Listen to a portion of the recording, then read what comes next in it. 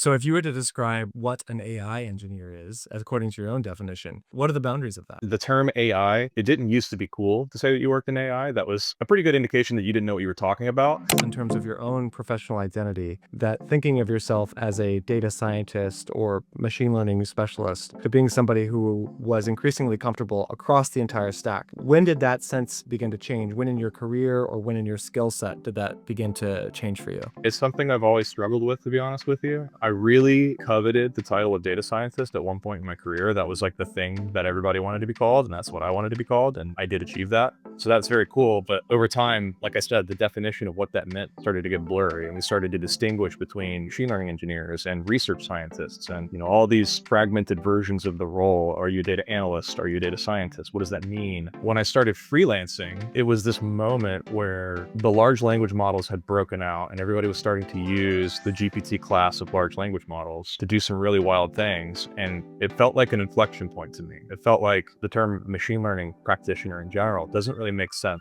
for what I do any longer. And at the time, I coined it for myself as an AI engineer, which looks very forward thinking now because I think everybody uses that term now. And so it's something that I've always struggled with. How do you have a specific title that encapsulates what it is that you do? The reason that I wanted to use that was twofold. Number one, the term AI, it didn't used to be cool to say that you worked in AI. That was a pretty good indication that you didn't know what you were talking about back in the beginning. You would use a term like machine learning or data science. That's a very generally accepted term nowadays. And so I wanted to acknowledge that I'm working with technology that is focused in that space, that I'm working with tools that are focused in that space. It is an indication that you're working with generative AI specifically to leverage generative AI to solve very big problems. And the term engineer is very important to me as well, because at the end of the day, as a freelancer, I wanted to indicate to people that I am hands on keyboard building these solutions. I'm digging in, I'm engineering a solution from the ground up. Engineer is a term that I've always taken very seriously. There's a specific meaning that's ascribed to that term. It's an expert that understands the systems that are involved in that particular field of study and can utilize their knowledge and their expertise in those systems to fix, to build, to adapt to novel environments. You really are an expert in the dynamics of that space. When I embody the term engineer, it's very important to me that I use the term engineer correctly. So I have a whole career in machine learning and data science. I've been building machine learning models. I've been using machine learning models to solve very complex business problems. And I can slot into a novel space or a space that I don't have a whole lot of experience in, and using my expertise in machine learning and AI, figure out how to engineer a solution to solve that problem or automate that workflow. So to me, it's a very specific term where I think other people might use it very generally.